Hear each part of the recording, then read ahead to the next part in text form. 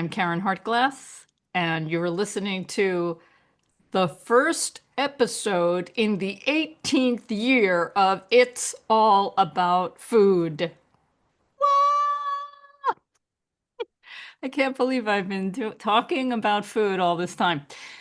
But there are always things to talk about, and I couldn't think of a better person to share this momentous occasion other than Robert Grillo of Free from Harm. Thank you, Robert, for joining me today on It's All About Food. Well, it's an honor to celebrate this milestone with you, It Karen. is. Yeah. We're still here, Robert, and we're still preaching.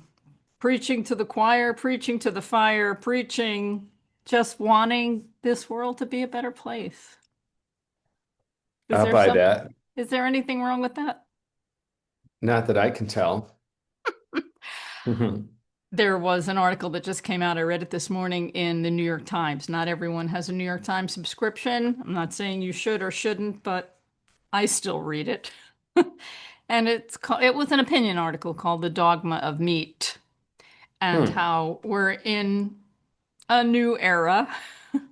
I call it the upside down world, where we have people in our crazy government promoting things that are not healthy for us, that are not good for us, that are not good for the climate, that are certainly not good for the animals. They are saying red meat is good and we should eat lots of it. So I put out my comment. Same kind of thing. We know that animal food is devastating, raised animal agriculture is devastating to the environment. And if humans survive, what's going to happen to the environment very soon? We're seeing things falling apart now. If we Yeah. survive, I think history will look at this period as humans as barbarians. Hmm. High-tech barbarians. Exactly. Oh my goodness. AI, Anyway, AI powered absolutely. And barbarianism. I will confess, I do use a little AI in my life. Not, and I'm not proud of it, but I do have some work that kind of expects you to use AI. Hmm. And so there you have it. Anyway, Robert, what's new in your life? Well, on the subject of AI, I would just say it's not all bad. I mean, there's some really wonderful things that could potentially come from it. Just like any other technology or ideology that's in the right hands. When it gets into So the true. wrong hands, this is when we have problems. This is such a good point because a lot of good things have come from humanity, and then somehow it gets in the wrong hands. It gets in the hands of the capitalists who want to exploit it and profit from it. It becomes an arms race. An arms race. I mean, we see it with our own movement, which started Sure. decades ago. And I think it started not just to prevent cruelty to animals, although that was like the key thing, but it was also eating more healthfully and being kind to the environment. I think there were a lot of things that came out of it or developed as people started talking about it, and now investors see us as a group they can profit from. Hmm. Interesting. Yeah, profit from and co-opt our ideas Yeah, to because they're smart enough to realize that there's certain ideas and language and people in our movement that they can co-opt to advance their agenda of appealing to our values and the people that support us, the people that care about animals and the planet. So the greenwashing and humane washing is all, rooted in what you're talking about. Corporate America, corporations are very good at this co-optation game. And a lot of times movements don't recognize it for what it is, or I kind of think that some people are smart enough to recognize it for what it is, but they're willing to play along with it because there's some advantages. to Sure. those people or organizations. Well, unfortunately, to get anything done today, you need financial backing. Anything, really. I mean, so I guess some activists in our movement have found it useful to play with the devil. You know what's an interesting counterpoint to that is Yes. that if we look at successful movements around the world and throughout history, many of them that succeeded did so despite having no money or resources. Love that. And that should be like an incredible wake-up call for us because, yeah, we need money to carry out programs as a nonprofit or, you know, to organize people. Everything kind of takes money today because it's an expensive time we live in. Everything costs more. And at the same time, it's almost the lack of resources that drives people to make change. Mm. So there's an interesting paradox there. Well, I'm also looking at the positive side that those of us in this movement, and I don't know how you want to label this movement.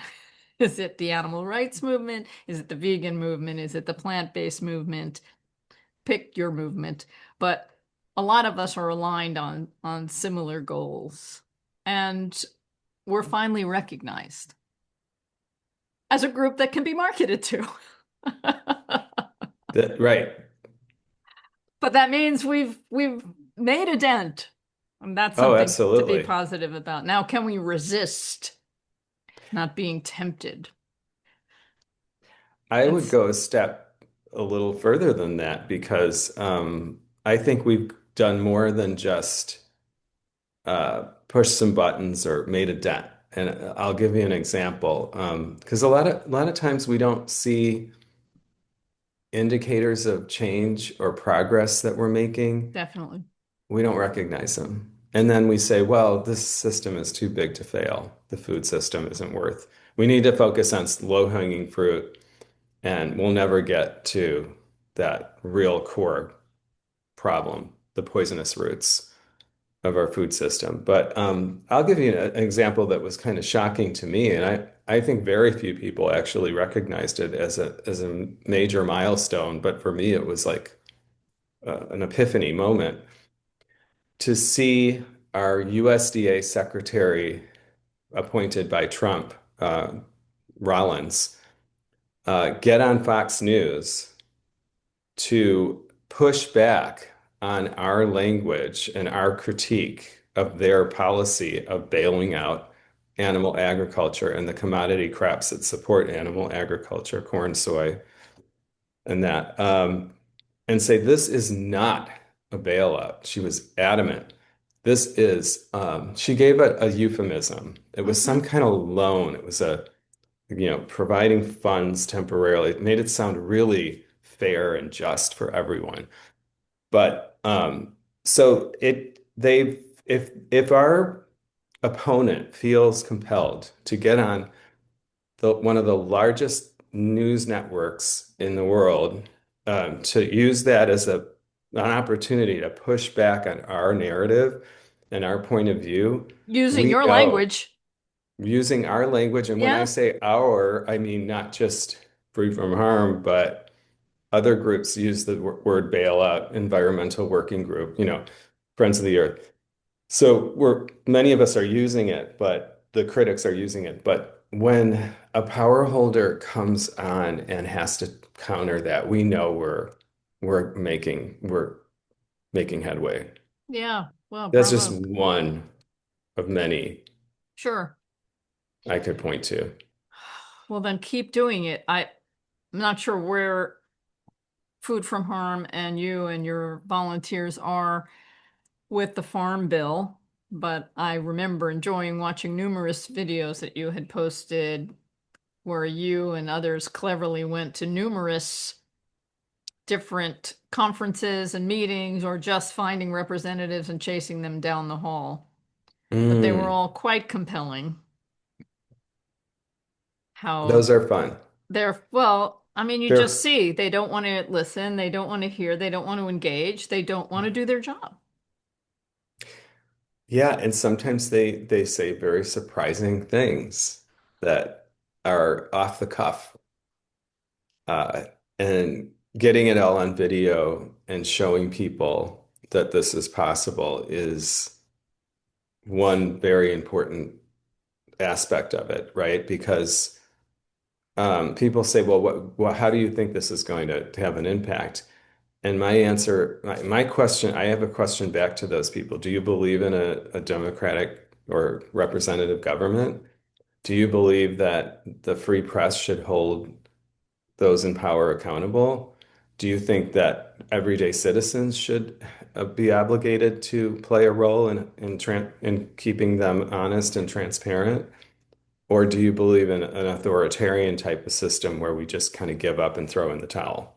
Because those are pretty much the stark options we have. Either we engage in this system and try to change it, or we just throw in the towel and say, well, we're too weak. We have no power. Most movements in history have emphasized that people do have power and need to be using it. They just don't see it. They don't have this collective self-esteem to use Hmm. it. That's the power we have and the power that we have to use right now because we're seeing more and more that those in power are trying to shut down our voices and are afraid of Sure. us. Yeah, I've got my No Kings little Oh, poster that I carry I with me see. on special events. Yeah, Yeah, we just had a 8 million plus worldwide event. I hope right. that scared a few people. I don't know. It's really hard to know. I want to believe that those things matter. Yeah. Mass mobilizations. I think, yes, I think they matter. They're symbolic and they also inspire a lot of people that, oh, we have all of these people that cared enough to come out, and it's community. Like Yeah. community is the basis, the foundation of activism. It's not going to solve it on its own, but it's the building of community. It's very important. Okay, I'm not sure where I'm going with this. You're going to help me. I don't know. I can, but sure. You and I have been activists for a long time, and we have been aware of the injustice that goes on to animals that are used for food. That's the big thing. And we exploit them. And it's a horrific thing when you face it and know what's going on and how people just accept it and make it natural and normal to torture and murder. It's very violent, and there have been many activists over the decades who have tried to lift the veil and open the curtain so we can see what's going on, and many government officials have shut them down and sometimes imprisoned them. Mm. And now it seems to be this, what's the word I'm looking for? This treatment of activism is expanding, where people that have other causes, not for animals, but actually for humans, are also seeing a lot of this negative treatment. You know, I want to say that we've made tremendous strides, but right now things seem scary, not just for non-human animals, but for humans. Hmm. And it's especially challenging. On one hand, it's great because our community is getting bigger. Like more people are connecting on some of the same things. I don't know that where that leaves animals, but Yeah. it's nice that we have a community that's starting to recognize different forms of injustice. There's no Yes. question there. There's just these are my thoughts, and you've been doing it for years. Where do you go with that? Because we still want to represent the voiceless. We still want to work for them, but it's Yeah. especially hard when we realize our own freedoms are are going away. Right. And we need those in order to do any kind of change. We need to protect our rights and use them or lose them, as they Yeah. say.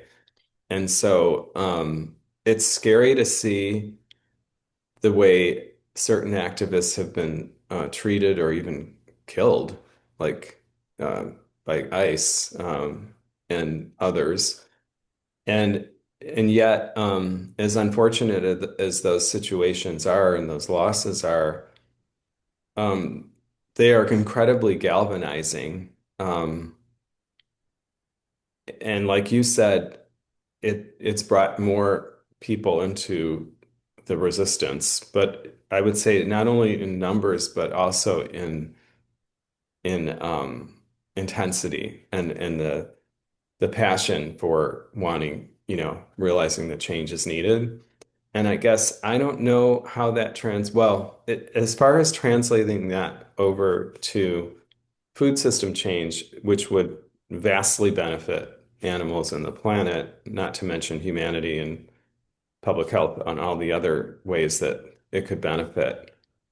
I think what we need very much to do is to tap into um, pains and anxieties and needs that are not being met Mm. by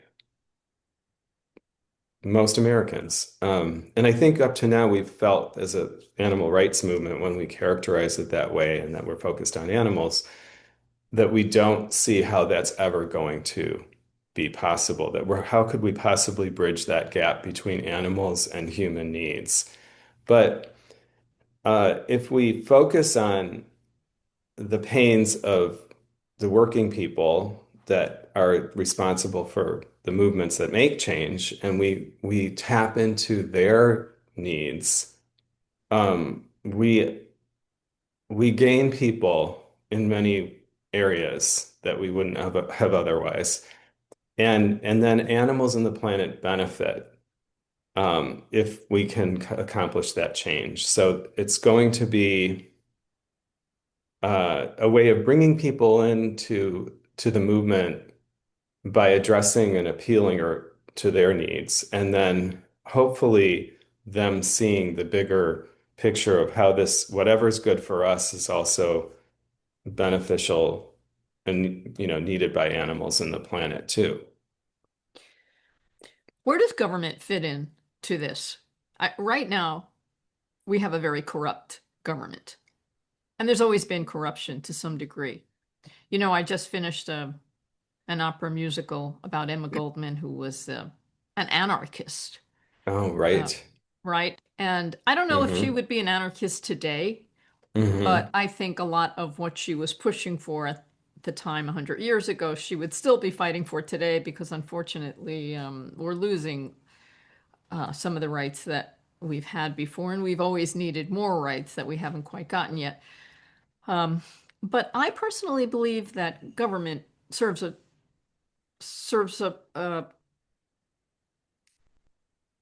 need.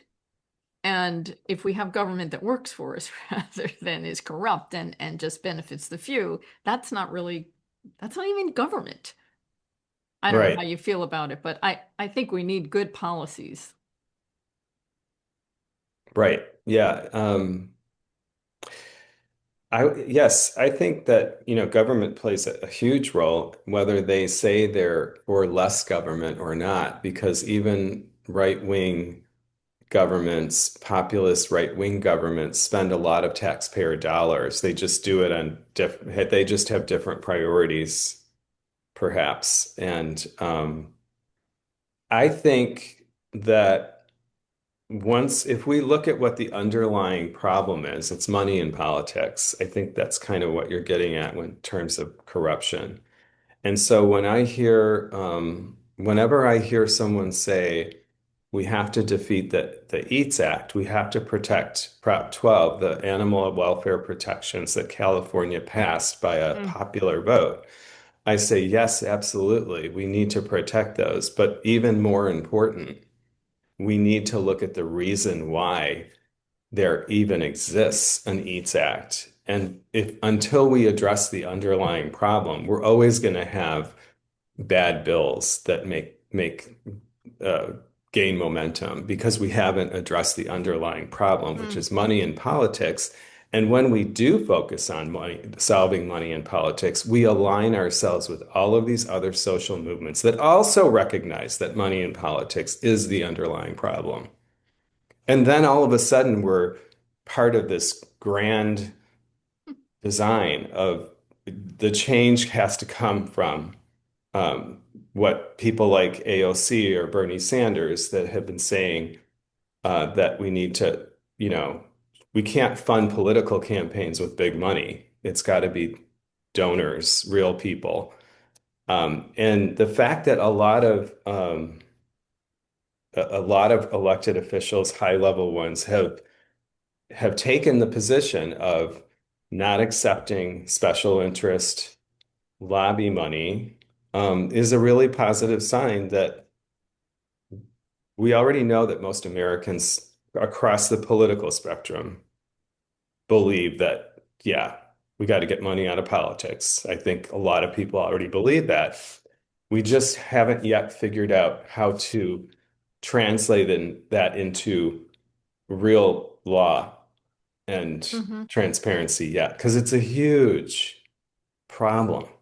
But if we can solve that even just a bit, we can start, um, we can move so many other agendas along, including the plant-based food agenda, because it just so happens that uh, the big money interests in agriculture are, of course, animal agriculture, Hmm. and they would be the ones to suffer the losses if this comes to pass. That would have huge implications for our food system in the right direction, I think. Right. Can you explain the details of that bill? Of the Farm Bill, say, Yeah. if we were to talk about that, well, according to Cory Booker, he once said, I think this was about last year, that about 93% of the subsidies go to animal agriculture or the commodity crops that support animal agriculture. And only 7% is left for what they actually call specialty crops. Let that sink in. Specialty. Specialty So like broccoli. Hmm. grains, legumes, Hmm. nuts, seeds, everything that we eat that is not Right. coming from an animal is a specialty Okay, well, I want rather to think that than, everything we eat, like you and me, are special. I'd like to think so, They're but special. But right. specialty, yeah, that's another subject. Yeah. But think about how powerful that word has been. That's a calculated and a strategic use of a term that has basically conditioned us to believe that everything else is just something that is a treat that we treat ourselves to. It's expensive. It's no, no, no. This is This is in it's essential. it's essential. And Yeah. in civilizations and ages past, these were the staples of everyone's diet. How have they become allocated to this specialty crop category that only gets 7% of tax dollars? How do we get here? We can only go in the right direction now. Things couldn't get worse in terms of funding Now, the Farm plant-based Bill food. itself has not changed for quite some time, right? They haven't been able to vote on any new agreements, and so they keep extending the old. They Is keep that what's going extending on? that, yes, they keep extending the 2018 Farm Bill that came up for renewal in 2018, and they keep extending that. Um, and in a way, I often say I have no problem with delays because it just shows that the system is broken Hmm. and that It's there's incompetent. it's incompetent and it's corrupt, as you said, and it gives us more leverage to drag this process on and demand the change that we need. I'm not following the Farm Bill. I don't know if you've been following it recently, but are they? Are they doing anything? Are they talking? I mean, we have a federal government that is so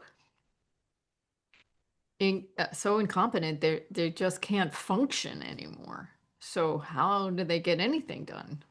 It's just Yeah, well, the anyway. process is it's a tremendously large bill, and it has so many components to it. And I mean, some have advocated for breaking it into different parts, but at the moment, it's still a $1.5 trillion part of our government budget, and so it's tremendously difficult. And it has social welfare like SNAP, food Mhm. stamp component to it, as Oh, well we could as cut that.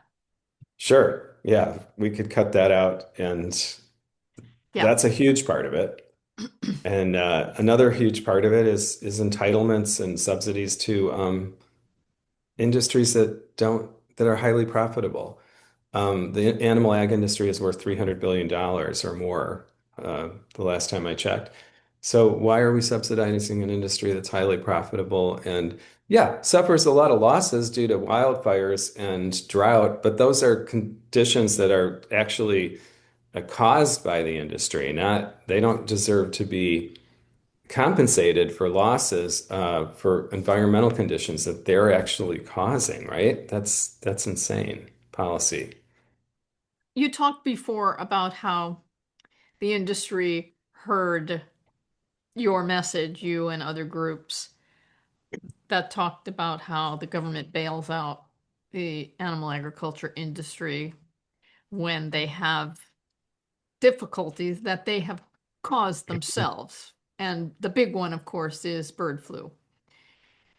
And what happens is the animals are poorly treated, they're in confined conditions that are filthy, and the Yeah. disease spreads so rapidly, and then they have to kill them all, and then we have to reimburse them so that they can start this ridiculous business all over again. Mm. Where are we today with bird flu? We're still in a no-win situation. No win for the industry, especially, and no win for us if bird flu mutates into something that can be spread human to human, Mhm. if that happens. I think it So will. here's an interesting thing. I had an interesting interview a couple of weeks ago with someone, and she said, well, we talked about trigger events and like how we use trigger events to try to create a groundswell of public support when Mm. something big happens and it hits the news. Bird flu was kind of one of those things that could become that, or at some point in the past may have, but there's still potential because it's not going away. But anyway, um, and she said, well, we lived through COVID. It didn't really change things fundamentally. And I said, I agree. However, don't overlook some very powerful indicators that the system is extremely weak because it is broken. And one indication of that is the leading spokesperson for the poultry, I'm calling it poultry because that's what they call it, the poultry and egg industry, which includes turkey industry, chicken meat industry, obviously egg and all that, duck. He said publicly in a hearing to Congress last year, Zimmerman, he's a big lobbyist spokesperson. If we don't solve the bird flu crisis, there will be no future egg or poultry industry. So, I mean, I almost lost I gasped when I heard that. If that isn't a sign that we're on the precipice of a Hmm. major turning point, I don't know what is. If that's not an indicator that this is a trigger event and that our movement could leverage this to our advantage to demand change from those in power, that we need to have a contingency plan here because this industry is going down. I mean, bird flu is just one of many potential disease outbreaks that could wipe out profits, that could cause devastation throughout the industry. We need to leverage this to our Well, advantage and demand change. when the animal agriculture industry admits that they Yeah, have a problem, their own people, our people in our movement aren't then you know even it's huge. recognizing Hmm. the importance of this. But the industry is, and if we were just listening to the industry spokespeople, we could get incredible clues in terms of how to how to respond, what to do. But we're missing in action. We're not in these hearings. We're not listening Hmm. to these people. And yet, we're out doing things that we think we can accomplish in the short term for short-term gain rather than a huge impact we could have on the food system that would impact billions of animals and consumers. Well, that links it all back to money because short-term gain gets headlines and Mm, more support. And long-term projects, long-term solutions are boring. right. And there we go. And we are a society that needs instant gratification and wants to see results yesterday. I mean, I would love to see results yesterday too, but Right. nobody's listening to my solutions. Mm, Well, not nobody. yeah, There are a few, and they're all gathering together slowly. It's a long-term project we're in. absolutely. I mean, the movements that succeed know that they're in it for the long game. And just like the industry knows, Congress knows that this is the long game and that smart movements are going to see this that way. That, yeah, we need short-term wins and we need to achieve milestones. You achieved an incredible milestone with your podcast, today. Thank But you, we Robert. also need, okay, what's tomorrow bringing? What's coming in a year? What's coming in 5 years? And how should we prepare for that? And any movement that gets stuck in short-term gains and incremental or low-hanging fruit wins that don't necessarily solve the problem, don't get at the poisonous root, um, doesn't succeed like the ones that do. I mean, that's just like one of the fundamental things that you see in common with movements that win. Yeah, we have to celebrate our wins. We have to celebrate our accomplishments. We have to broadcast our accomplishments. I think we could market ourselves better because right Right. now, a lot of the media is trying to say that the vegan movement was just a thing and it's not working anymore, that our restaurants are closing, and that the products out there that seemed to be a few years ago something that was going to make the big change are now failing. Mm. I don't agree with those headlines, but that's what I Well, see. sure. And it beyond opinion, I mean, the fact is that there's certain facts that just don't lie. I mean, there's been the largest investment in plant-based food production globally that has ever been announced earlier this year. So follow the money, okay? Because the money will show you that change is afoot, regardless of what these op-eds tell us, and they can say what they want. Um, but the last phase of this process is investors and the market responds to the changes in society, and they're investing in the plant-based sector. So we The should, question is, what are they investing in? What kind of products? I mean, I'm glad that they feel like this is the way to go.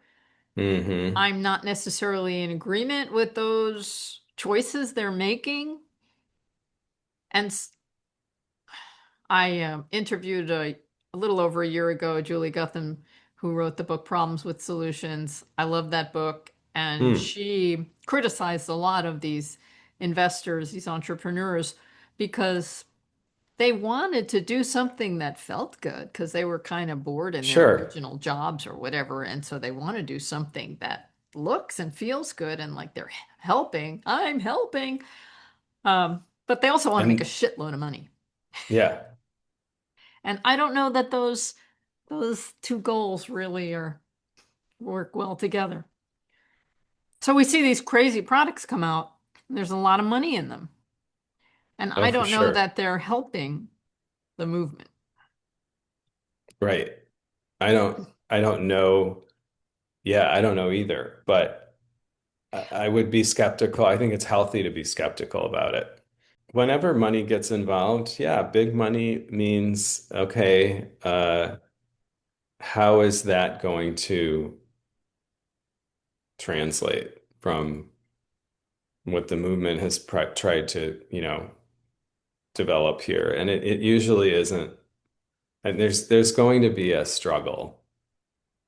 And just like the energy sector or AI versus human workers, there's going to be a struggle with any new, whenever there's a lot of money put into something. And we're going to have to, I think, if we have arrived to the point where money is being infused in the plant-based sector, it means that that's a huge hurdle. But the next one is, how do we have a role here and how do we engage with that to make sure that, like you said, this becomes aligned with, our goals of, it's not just about cellular meat or replacing, it's about, healthy foods and eating more plants and eating more whole foods, rather than processed foods. And God knows that that has taken on tremendous impact now with this new administration because the ultra processed, whatever that means to them, uh, they've created a buzzword out of that. Hmm. So I think it is possible. Like if we can leverage that momentum with the anti-processed food, you know, people, and then say yes, and yeah, that money you're investing in the plant-based food sector, make sure it's not for ultra processed, Yeah. like Mm. the MAGA, the Yeah. RFK people The say. Maha people. Yeah. Yep, and then they have to contend with two different variables. It's not just plant-based, but it's also not, it can't be over processed. And did Beyond Meat learn a lesson here? I don't know. They came out with a new product line, right? Yep. Um, and they're emphasizing for the first time I've seen in the marketing, they're emphasizing that it's not ultra processed, that it's natural, wholesome ingredients. Yeah. Mm. I don't know how true that is, but Right. Well, but they're hearing somehow. They're they're getting a little hearing it. desperate, I think. Well, wouldn't it be wonderful? I love when different groups align on something, and it would be great if ultra processed foods were no longer supported, weren't supported with subsidies, oil, sugar, and salty, highly processed foods. It would be great to get children Hmm. off of these things and not served in schools, etc. And that would be wonderful, and we would all benefit from that. And just like the Maha people don't want pesticides and herbicides, what I call biocides, like Hmm. glyphosate, and yet the government is like opening the doors more glyphosate now, which is just insane. I also Right. wanted to say that history repeats itself, unfortunately, in many different ways. And we had this green movement years ago where pesticides and herbicides were used to improve yields. And for a short time, yields did improve, and now we're seeing the devastation by putting toxic poisons in our soils, not just affecting the biodiversity in the soil itself, which is so necessary to grow anything, but also many autoimmune diseases have come up and they're linked. It's really hard to prove an exact connection Yeah. to the toxins that are in our foods. But Hmm. um, I was reading a book, and I'm not going to say which one, but it's about cellular meat and promoting it and how important it is. And it actually used one of the old narratives to promote herbicides and pesticides, and that Hmm. is that it would solve hunger. It would solve the food scarcity problem. Mm. And that is a line that has been so abused, and it's never true because there are things that we know about food and the amount of food that is grown today on this planet. And there is far more food available to feed the entire world today. And yet there's like close to 1 billion people that are starving or Right. experiencing food insecurity. Hmm. That's not the problem. The amount of food available, it's distribution, it's policy, it's inequity, it's prejudice, it's, Right. yeah. So when I Yeah. saw that as one of the benefits of creating this alt meat that is going to solve so many world ills because it's going to get people off the animal and eat this thing that's kind of satisfies our craving for this product, this Mm. flesh. I didn't buy it, but it was written Yeah. in a way that I think most people would find it compelling. Sure. Well, and look how they probably looked at how successful this feeding the world mantra is, Mm. that animal ag and just ag in general uses. And, the goal of feeding the world. But nobody asks at what cost? Like, and can we do it more sustainably or better without raising animals? I mean, that would be the next logical question to ask. And yet, we don't go there enough. But that's what we do with these officials. We go there and we say, okay, you're feeding the world, but could there be better, more efficient, more humane and sustainable ways to do that? Um, I don't know if cellular meat Mm. has a role in that. It sounds like I'm not even sure.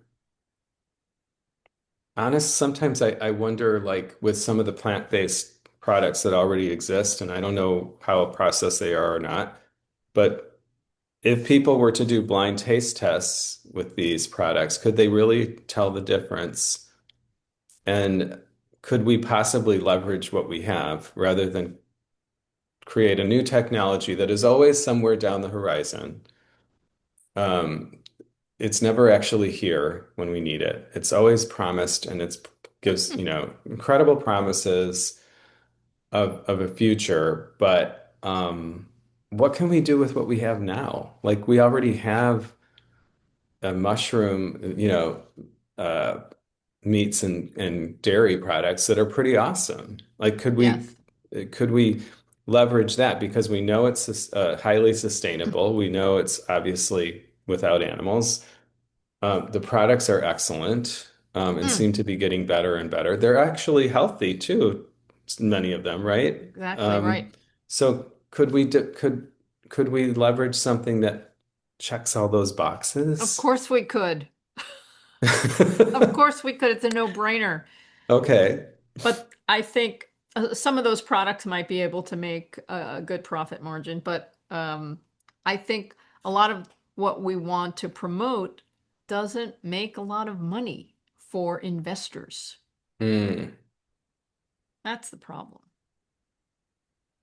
I see. You have to have Hmm. value added so that you can profit. And it has to be a bright and shiny new technology that drives the investment, Of course, that makes it right? sexy. Nobody wants to get into anything boring. Right. Yeah, like, infrastructure in the United States, roads and plumbing. That's not sexy. You know, who wants to put their name on a sewer system? But we need those things. They're essential. It's a Yeah. public good. Yeah. If we looked Uh, at this as a public good, that would be a very different path. yeah. Okay, Robert, in the few minutes we have left, I always like to wrap things up talking about the wonderful, delicious things that we do with our plant foods. So tell me, any new scenes you've been visiting in the Chicago area or any creations you've been making at home? I've been making something that is supposed to be like an old school Italian pasta dish, Mm. but I just started making it, and I think I've been doing it once a week now. It's ditalini pasta, the short little tubes. Mm. Um, in it, first you cook cherry tomatoes, or you have a tomato base with garlic and olive oil, if you choose to use out oil or not. And then you cook the lentils. Um, and then you cook the pasta in that soup, and it gets kind of Oh. the Mm-hmm. pasta actually cooks in it. And then you add your dinosaur kale chopped up, Yeah. and you let that simmer another 15, 20 minutes, and it's pretty awesome. It's simple, but it takes a little time, but it's really, really one of my favorite things. And what do you call it? Oh, there's a name for it. Mm. And as an Italian, I should know. Um, but lentils with pasta and dinosaur kale, or Yeah. whatever kind of kale, whatever. Yeah. Lentils.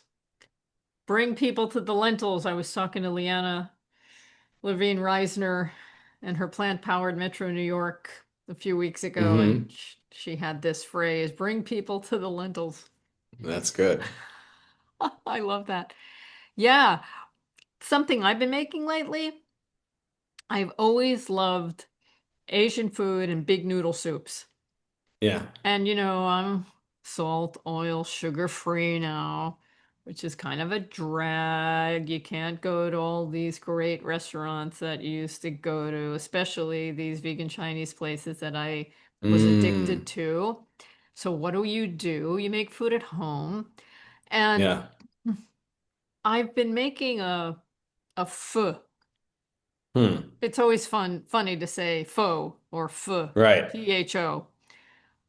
But there are these big soups, and sometimes we add noodles, sometimes we don't. But I learned on Instagram from a little video on how to make them right. And so the first Hmm. step is fresh sliced ginger and lemongrass, and some big chunks of onion and shallots and daikon radish, and you Hmm. char them in a big bowl. That's the secret. And Oh. as you're charring them, oh, the Oh, the fragrance oil. is just Yes. amazing. And that's part of what I like about cooking. It's not just the eating part, but the breathing part. Because Yeah. all those smells are just so fantastic.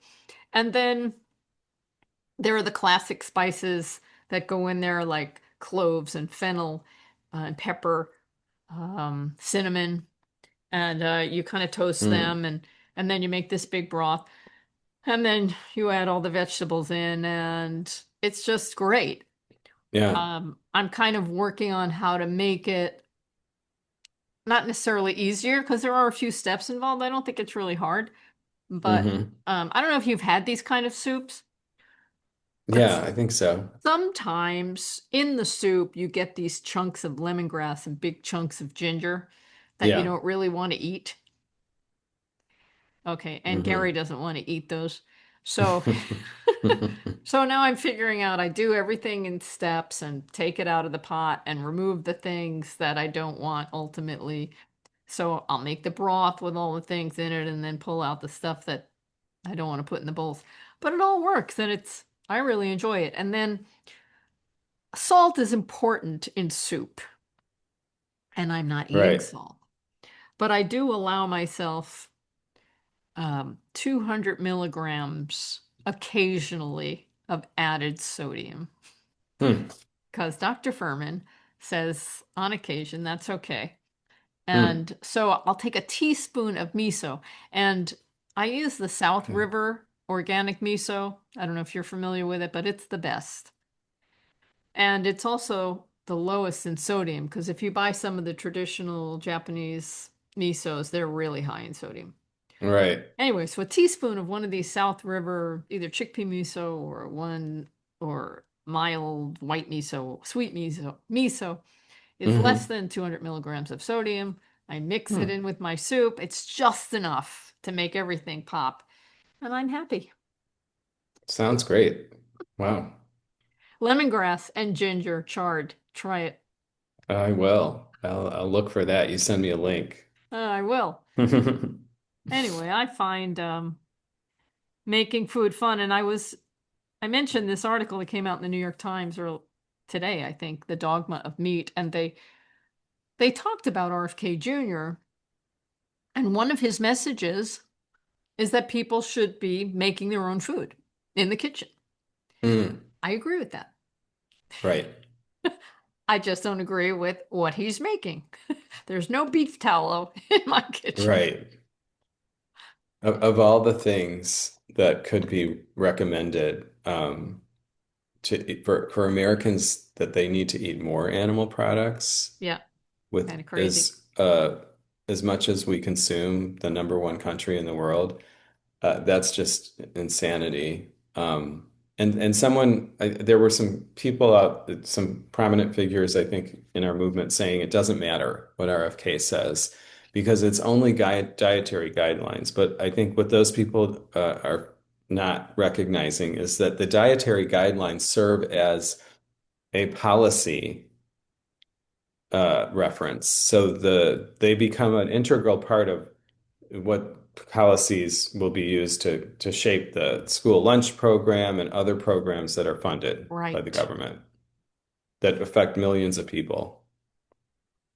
Robert, I want to wrap this up with some really happy news. So, I know you're coming to New York City in June, and I can't wait to see you and break bread with you. And one Yes. place we have to go to is Caravan of Dreams. I don't know Okay. if you've ever been there. I don't think so. It's celebrating its 35th year anniversary this year, I think. Hmm. It's 35 years. And many other restaurants have failed, and they are still around. And they were struggling. The owner, Angel Moreno, was really Yeah. having difficulties. And there was a Human of New York story that was Hmm. done on him. And he recently got scammed and lost like $300,000 of his savings. And he was Wow. running the restaurant on debt. And he's one of the kindest people on the planet, okay? He never really Hmm. wanted a profit from this restaurant. He just wanted to nurture and bring beauty Right. and joy and deliciousness. There was a GoFundMe that he started years ago that wasn't going anywhere, and it Hmm. just made $300,000. That's incredible. And it just gives me so much joy and so much hope. Right. People read his story and they came through and Yeah. supported it. Something good. We all need something good to believe in. Yeah, Yes. And we need to replicate that story because there's so many there's so other many of them. restaurant owners. I was talking to a couple that ran a plant-based restaurant that had restaurants in Seattle and Portland and Chicago, and they went out of, they closed. And they were just talking about, how difficult and how ungrateful a Mm-hmm. profession it is to, it's not fun. It's hard work and there's not much gratitude. So maybe we need more of that. More Uh, gratitude. I'm yeah. remembering a long time ago I had heard that in France, I don't know that it's entirely true anymore, but decades ago, you would go to a restaurant and you would eat what the chef prepared. And that was it. Hmm. And it Mm. was the chef's concept and you ate it. Yeah. And then in America, we come along and we want it our way. Yes. And we have so many different demands now because everybody has their own needs. And Yeah. I'm guilty, okay? Mm. Not only do I want things vegan, I want them Hmm. organic, and now I don't eat salt, oil, and sugar. Right, right. I'm difficult, okay? When I go to a restaurant, I really try and not be difficult. I may explain myself. I don't whine. I'm like, can it be done? If it can't, that's okay. But it's hard. It's hard to Yeah. run a restaurant, and people are not grateful. Yeah. So that's Oh, the yeah. message, right? Be grateful. Well, we're stressed out. We're all stressed out because of prices, and nobody, the restaurants are Yeah. getting priced out. There's so many that have closed here, vegan and non-vegan. And what are we Yes. left with? Corporate chains? I, Right. I will not accept that. I just, we can't go there. Me We either. We're gotta, not we going there. gotta, no, Not going there. we gotta turn it around. Robert, it's always a pleasure talking to you because we agree. That's right. I need to talk to people Simpatico. that I agree with. Yeah, because it's so lonely sometimes in this world. It is. Yeah, right. But Yes. we shall prevail. Yes, and we shall celebrate, and I can't wait to see you in June I'm looking forward to in it. the great city of New York City, and we're going to celebrate and be grateful for those establishments that are going to put wonderful, delicious vegan food on our plates. That sounds awesome to me. Looking forward Okay, to it. good. Be well, Robert. Thank you for Thank sharing you, your time with Karen. me. I love you and all that you Love you do. too. It's Okay. great to spend time with you. Yeah, everybody have a delicious week.